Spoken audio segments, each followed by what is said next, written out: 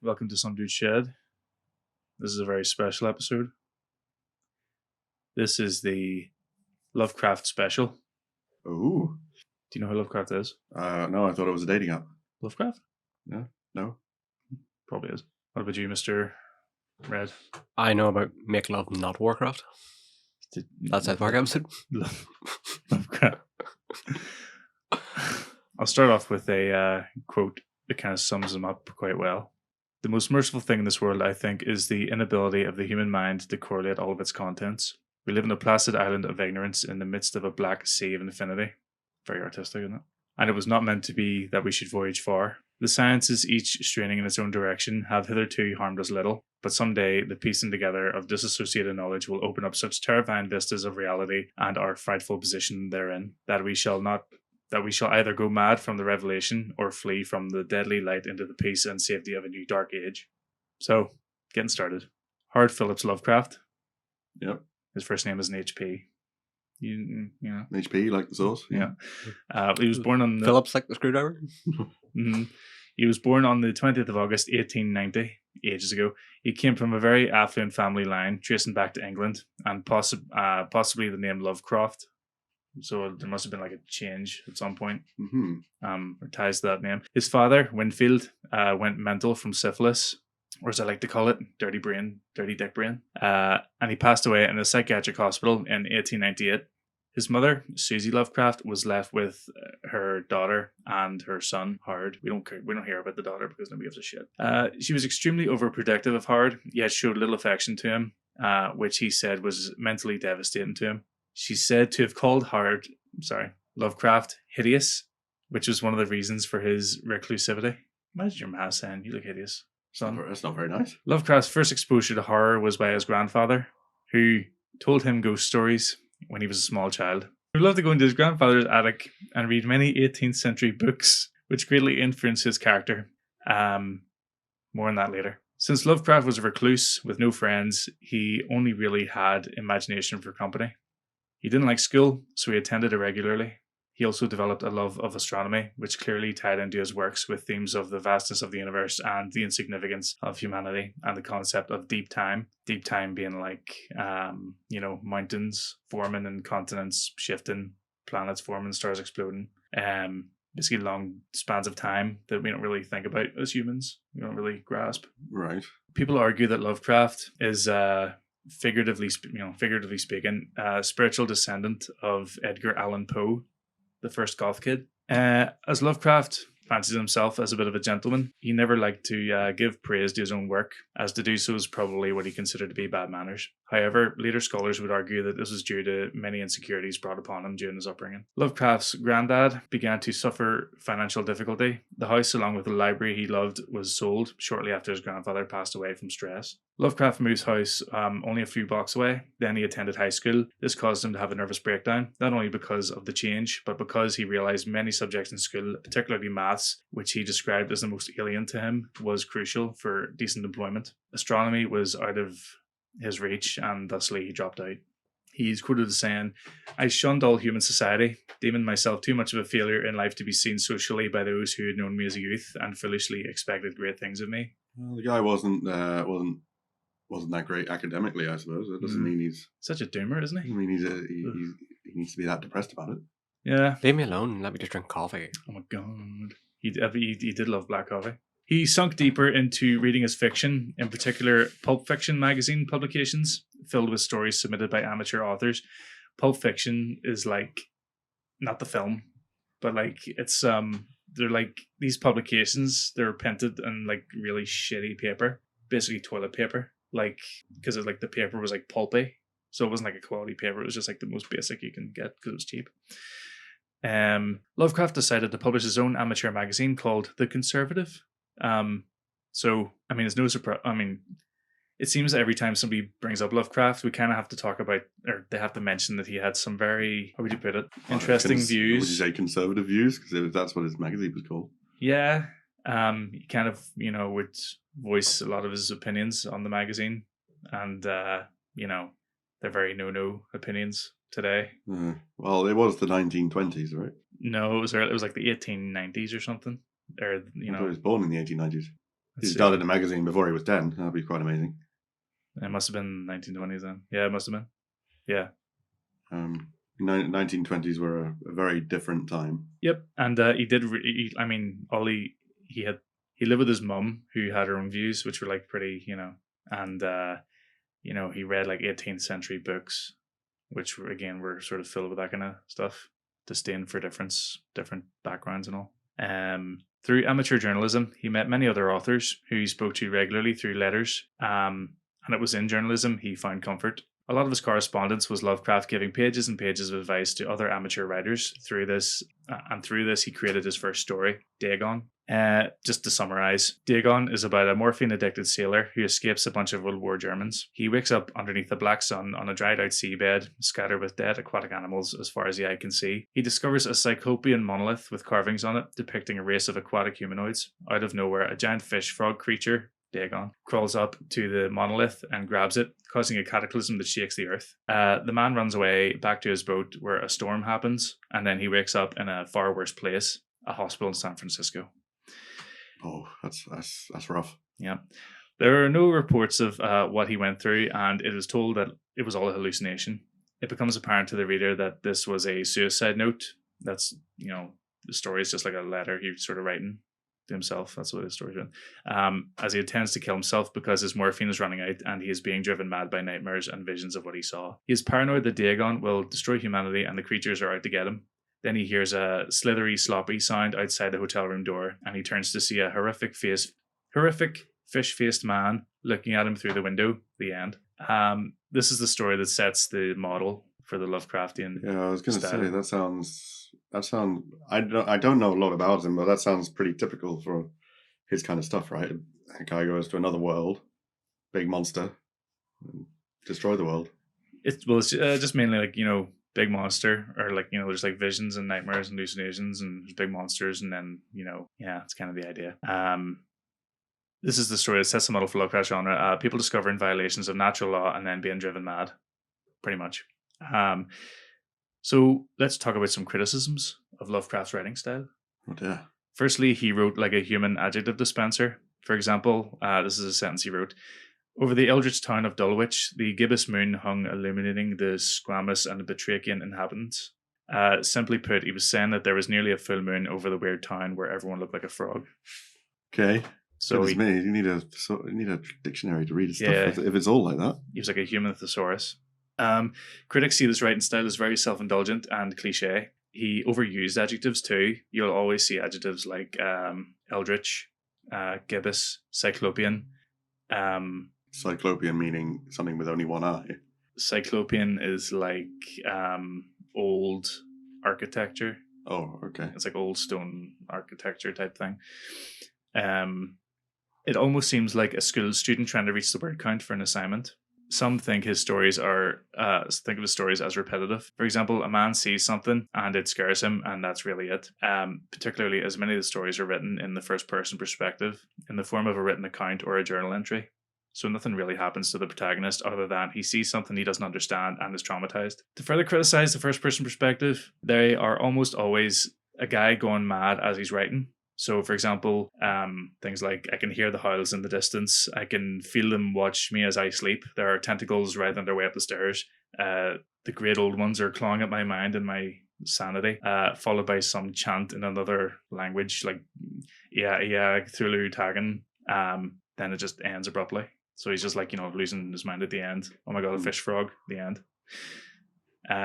Continuing on though, Lovecraft had a keen interest in Lord Dunsany, who wrote about these sort of mystical lands and gods, and he was heavily influenced by the prose style of the King James Bible. Prose is like how it's written, right? Writing style. Basically. So it's just like a lot of sort of open-ended, just keeps going and going and going. Lovecraft adopted the Dunsany style of having a mythos of sort of many different gods, because in Lovecraft myth, it didn't really set it to have a mythos, but he like made one god, and then he would tend to have like some gods in multiple stories, the same one in multiple stories. Oh, so it's like an expanded universe. Yeah, basically. Yeah. And that's how you end up with a mythos. And they're regularly featured gods with like hierarchies. So you have like Azathoth, who's basically the universe. He's just a asleep and he's dreaming, but his dream is our universe, and if he wakes up, we just vanish. Cthulhu, who's like a priest, Yog Sothoth, who is like he guards like time and space, so there's like a hierarchy basically. Continuing on with his personal life, Lovecraft didn't like the idea of working any old job. He likely saw it to be beneath him to graft for a wage, because he was a gentleman after all. Plus he was shit at math, so he had to do like a hard graft job basically to earn a wage. So his friends urged him to provide services as a ghostwriter. One of these ghostwritings was in collaboration with Harry Houdini, called Under the Pyramids. Because Lovecraft wasn't an experienced businessman, he charged rates much lower than standard, bringing in only $15 a week, which was kind of, I think at the time was like $200 a week. That's not much. Not a great amount, no. Ghostwriter, that's like writing biographies, isn't it? From an interview. So, it's like writing biographies and writing articles and, so just speeches even, writing speeches for people. Moving on to another iconic story, The Outsider. Unhappy is he to whom the memories of childhood bring only fear and sadness. Wretched is he who looks back upon lone hours in vast and dismal chambers with brown hangings and maddening rows of antique books. It's basically about the narrator who leaves a crumbling castle after being secluded for a long time. He emerges and he finds people running away, screaming in horror. He sees his own reflection in the mirror and he realizes that he is the monster, basically. The story is pretty significant because it represents how Lovecraft felt about himself at the time. He's quoted as saying, "I know that I am always an outsider, a stranger in this century and among those who are still men." In a way, it was kind of a self-fulfilling prophecy as well, because his house was talked about by the neighbors as like the weirdo house, because he never left the house and his mum was like, kind of mental. And they were kind of labelled as eccentrics by the local community. I didn't know he was like that, a little bit of a recluse. He never went outside. He hated going outside. So he was very like agoraphobic, among other phobics. However, it was more so because of his mother, Susie. She was a cause of major dramas over the smallest issues. But on the 13th of March, 1919, around the same time Howard was becoming a more prolific writer, she was institutionalized at the same hospital her husband went to because she went mad. She passed away in 1921 from a botched gallbladder operation. It's rough. I thought she must have went away because of syphilis as well, but no, gallbladder. But she probably went mad because of syphilis. Because syphilis does eat at the brain, doesn't it? Yeah, it just sort of rots your brain. Dirty dick brain. Lovecraft had a difficult time with his mother's passing. His finances also suffered. She left him a small estate, which was already crap when she inherited it from her father. He survived on the bare minimum of food, and which is like mostly tins of beans. Food of champions, thank you. Exactly. Beans on toast, can't beat it. Regardless of this, he didn't fancy working for a wage. He moved in with his aunties for support. He finally received a break, though, thanks to a friend who published a humour magazine called Homebrew, where he published the stories of Herbert West, Reanimator. Reanimator, there's like a film about it as well. It's basically just like a Dr. Frankenstein type guy. He's trying to reanimate dead bodies. Okay. But this was kind of like an anthology, just like a recurrent character, like Sherlock Holmes or, like Jack Reacher or, something like that. In Homebrew, Lovecraft earned $5 per submission, which is crap. However, he also struggled being forced to write short episodic stories. In the meantime, Lovecraft was coaxed from Providence to go to Boston, to meet other amateur writers. He also traveled to New York and met his would-be wife, a Jewish woman called Sonia Green from New York. This was odd, given that he had previously expressed anti-Semitic views, but he had also never had sex, so the more you know. She was an older and more experienced woman in the ways of the world, unlike Lovecraft. She was considered a saint because she subsidized Lovecraft's expenses because he still refused to seek employment.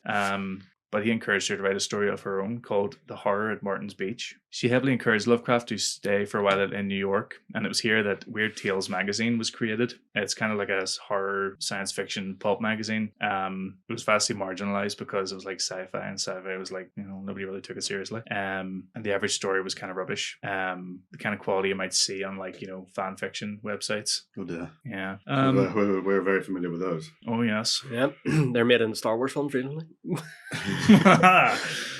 Well, there's a new Lord of the Rings fan fiction coming out soon. Oh yes, there's a series of it. Yes. Yeah.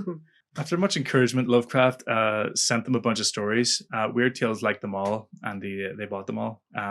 So Lovecraft basically found his home at Weird Tales magazines, where he published all his stories. Lovecraft finally married your woman, to his auntie's dismay, because they all thought that she was beneath him. Lovecraft's creative output cemented 3 more recurring elements in his mythos. So you have Miskatonic University, Arkham, which is like a town in Massachusetts, and finally, written by the fictional character dubbed the Mad Arab, Abdul Al-Hazrad, we have the Necronomicon, which you probably heard of in like Evil Dead. Yeah. And stuff. It's basically a grimoire full of summoning spells meant to bring back ancient gods, open dark dimensions, and destroy the earth. Hold on a moment. So did the Mad Arab, did he write the Necronomicon, or did he write a book about the Necronomicon? The Mad Arab is a fictional character who wrote the Necronomicon. Oh, sorry. Okay. So it's, that the Mad Arab wrote it. The Necronomicon spiraled into popularity with many authors who borrowed it for their own works, and then it became an urban legend where it was then mistaken as a real grimoire, which is like often the case. You have like a lot of people, particularly in like the 80s and 90s, who thought that the Necronomicon was a real thing and tried to get their hands on it. A lot of scammers to capitalize on that as well. Oh, this is the real one. It's real human skin. Oh yes, here we go. $2,000, please. Around this time, Weird Tales published one of Lovecraft's best early stories, The Rats in the Walls, featuring a cat with the same name as the one he inherited from his dad. We'll leave you to Google that. Just Google it. Google Lovecraft's cat. Lovecraft's cat, yes. He didn't inherit it from his dad. It wasn't Lovecraft who named him. Financial problems began to mount for Lovecraft. Sonia lost her hat shop and she had to move away for work alone, and she started to have issues. And he started to have issues with New York. He wrote a story called Red Hook, which is set in Red Hook. It's left me. Brooklyn, which was telling of his inner demons that he was dealing with at the time, mainly his agoraphobia and xenophobia. New York is a melting pot, which he had difficulty processing. Being from New England. He referred to himself as an unassimilated alien. In Red Hook, he used phrases such as hybrid squalor, spiritual putrescence, blasphemies of 100 dialects assail the sky, and the contagion. This is just describing New York, is it? Yeah. Oh, well. Many elements of his stories are symbolic of things he feared. So, he just feared other backgrounds, loads of people, different settings. Cthulhu is thought by many to represent the female genitalia, but it is disputed. All the tentacles and stuff. Yeah, you've got like the face, which is like his mouth is a bit fanny looking. Is it? Well, in some drawings, yeah. I think Predator has a better claim to that, to be honest. Predator looks more like a fanny than Cthulhu does, yeah. His friends noticed he was struggling and likely on the edge of a mental breakdown. This is around the time Red Hook was written. His aunts offered him a small home for him back in Providence, where he was clearly most comfortable. Sonia, his wife, offered to buy his house in New York as well. So not only funding his work, but also buying his house for him. But he chose to distance himself and move back to Providence, to his great relief, because he's no simp. He moved back to Providence in April 1926 and penned his most successful work. You probably heard the phrase, "That is not dead which can eternal lie, and with strange eons even death may die." You probably even heard that. I'm trying to think where most people heard that. Probably South Park, in the Cthulhu episode. Right. Where Cartman teams up with Cthulhu. In the Call of Cthulhu, Cthulhu continues the style of being told in letters and anecdotal accounts of characters within the story. A professor is murdered mysteriously on the streets of Providence, but not long after he became into possession of a clay sculpture. It represented a monster, vaguely anthropoid outline, but with an octopus-like head whose face was a mass of feelers, or looked like a fanny. A scaly, rubbery-looking body, prodigious claws on hind and forefeet, and long, narrow wings behind. John Carpenter has been quoted as saying he must have had a thing about fish. Professor... Yeah, because the first monster you described was a fishy one as well. They pretty much are. They're all like... If you look at any sort of Lovecraft monsters, they all pretty much look like either an octopus or a squid or a squid octopus or something like that. The professor's grandnephew comes across his research and discovers different accounts surrounding the sculpture, reports of disturbing dreams around the world, ritualistic ceremony in New Orleans, and discovery of the lost city of Rillier by a group of sailors who awaken Cthulhu and his minions, which causes them to go mad. The story is left with the nephew feeling paranoid about his own safety and afraid of Cthulhu's return and the destruction of the earth. Little factoid for you. The name Cthulhu isn't actually pronounced Cthulhu. Oh, how do you say it? It's actually 2 syllables pronounced. Lovecraft described it as you have to put your tongue to the roof of your mouth and it's pronounced like Cthulhu. But really it's just a pronunciation for humans, since no human mind can really perceive or pronounce the name correctly because it's just so alien and out there. You know what I mean? The Call of Cthulhu was actually rejected by Weird Tales, but Lovecraft resubmitted the story with no changes, having been told to make changes, lying, saying that he made the changes, and then the story was accepted again anyway. And he did that quite a few times, where like they would send the story back saying, make these changes. He'd be like, okay. He would sit on it for a few months, and he would just send it back the way it was, and they'd be like, that's really good, and they'd publish it. It was printed in February 1928 issue of Weird Tales. This earned him $165. He's moving up in the world, lads. He's up to 3 figures. During this time, he began to open up to new experiences more easily. Regretting his rejection of fencing, horsemanship, and military service, he started to mingle with more people and of differing backgrounds, now that there were many more cultures living in Providence. You know, he writes his most successful works from here onwards. I'm not going to go into them all because this is long enough. The Case of Charles Dexter Ward is one of his longest works, but he never submitted it himself because he didn't like it. Followed by The Color Out of Space. There's a movie about that recently, starring Nicolas Cage himself. Very good film. I actually really enjoyed it. Color Out of Space, which he was proud of. Color Out of Space, if you don't know, it's basically about like a meteorite that crashes on this farm. And it's like a weird, glowing a weird color. It's like a color unlike anything ever seen by anybody else on the earth because it's so alien again. And it looked pretty purple. It looks mostly purple in the film with a tinge of pink in there somewhere. Yep, and it starts to morph the organic life around it. It kind of like sort of plays clay with all the DNA around it. So like trees start to change and animals start to look weird and deformed, and people start to go a wee bit nuts. What? Nick Cage didn't need that meteor to come to be a bit nuts. I only watched that film because I would have watched it anyway because it's a Lovecraft story, but still, Nicolas Cage was just the cherry on top. Yeah, he's a hero, like, isn't he?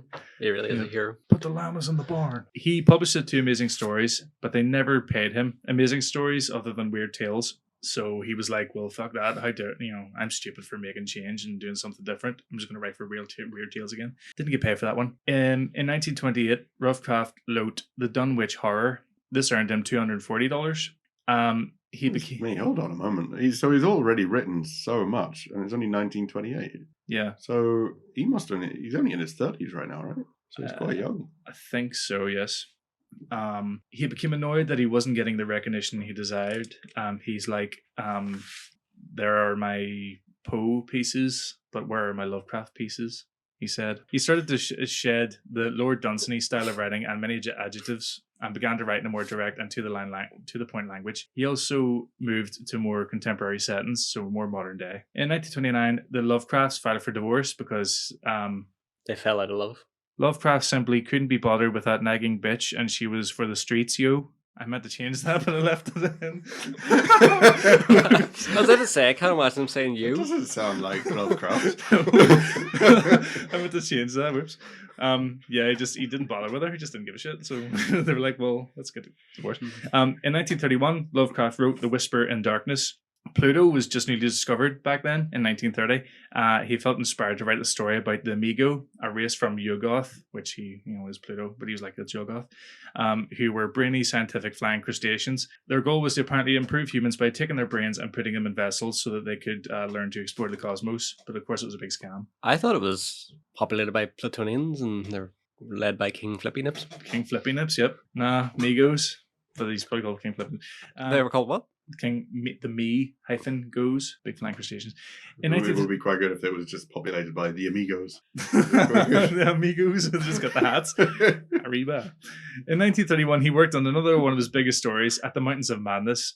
So basically, this like scientific crew go into snowy Antarctica. They find this like cyclopean ruins in the mountain. Is this the thing? They find these aliens who are like scientific and artistic race. They're called the Elder Things. They made this other race called Shoggoths as slaves, but then the Shoggoths rebelled. Hold on a minute. That's basically the start of Warhammer.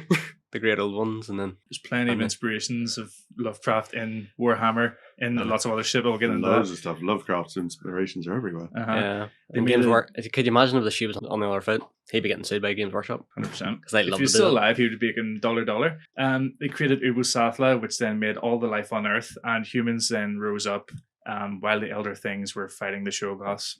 This story is said to have heavily influenced movies such as The Thing and Alien. This story was weirdly rejected by Weird Tales. In 1936, he released The Shadow over Innsmouth. He never submitted this. Never submitted by Lovecraft for publication, but was published posthumously by one of his colleagues. It again features Dagon, a town populated by odd-looking fish people. Fun fact, the video game called Cthulhu, Dark Corners of the Earth, that was on the Xbox and PlayStation, is actually based on The Shadow over Innsmouth, not called Cthulhu, but I think they put the name on because they wanted to, make the money. Lovecraft was ashamed of this story because it contained themes of xenophobia, so he's now ashamed of it. And he's now a good man. Something he rather would have left behind him. At the end of 1936, Lovecraft's health began to decline, and he was diagnosed with late-stage bowel cancer. He passed away in the morning of March 15th, 1937, in his hometown of Providence. His tombstone reads, "I am Providence." How cool is that? He never saw any success before his death. However, posthumously, other writers would build on his mythos or write Lovecraftian-style stories. For example, Stephen King's The Mist is very much Lovecraftian. It's like a portal in another dimension opens up, the mist rolls in, these aliens come in. They're like not bad, they're just animals that like feed on the humans. They see them as food, and it's like, the town going mad and all this stuff. Years after that, his stories would be adapted into radio dramas, inspire references and adaptations into movies during the sci-fi boom of the late 70s and 80s. So you've got Alien, The Thing, Reanimator, Invasion of the Body Snatchers, They Live, with that amazing fight scene. And even modern day movies. So you've got Hellboy, Underwater recently, which literally is a Cthulhu film. Davy Jones and Pirates of the Caribbean. Literally, he's tentacly. I wouldn't say it was a Lovecrafty story though. No, not a Lovecrafty story, no. But it's like elements like taken from Lovecraft. The Color Out of Space with Nick Cage, The Endless, Event Horizon, Annihilation, Evil Dead, Cabin in the Woods, Bird Box, literally where people go mad at the very sight of the creatures that show up, just like Cthulhu. They'll see Cthulhu and they go nuts. The list goes on. Many songwriters have used Lovecraft stories as the basis for their music. Metallica, for example, have many songs about the mythos. The Call of Cthulhu, Dream No More, The Thing That Should Not Be, to name a few. Cthulhu himself partnered up with Eric Cartman in South Park. We've even seen some video games featuring Lovecraft stories as of late, not to mention countless pieces of merchandise. The bottom line is we wouldn't have the genres of cosmic horror and Lovecraftian horror without H.P. Lovecraft. And I'll play out a little quote. It's probably his most famous quote. "The oldest and strongest emotion of mankind is fear, and the oldest and strongest kind of fear is fear of the unknown." Mm-hmm. The end. That's a good mantra to write horror stuff on, I suppose. Basically. Keep stuff in the unknown. That's pretty much cosmic horror. It's just like, things that violate natural law. So like the xenomorphs. So are there any actual Lovecraft films? Of his stories? Yeah, Color Out of Space. That's a Lovecraft story. Oh yeah. You have a few Cthulhu films. Underwater is a Cthulhu film, but I think I just spoiled that for anyone who hasn't watched it. But is it really actually based on the stories he wrote, not just? Yes. Yeah. Yes. Oh, cool. Yeah, 100%. I like The Thing it's inspired by Lovecraft, or The Mountains of Madness. But there aren't many direct adaptations in the film. There aren't that many, which sucks. He is such a famous name. You would have thought there'd be, and he's quite prolific as well because he wrote loads. You would have thought there'd be more productions of his stuff. All I know is don't bother watching Lovecraft Country. That series, it's terrible. Oh really? Yeah, I haven't even entertained watching it. It's just badly written.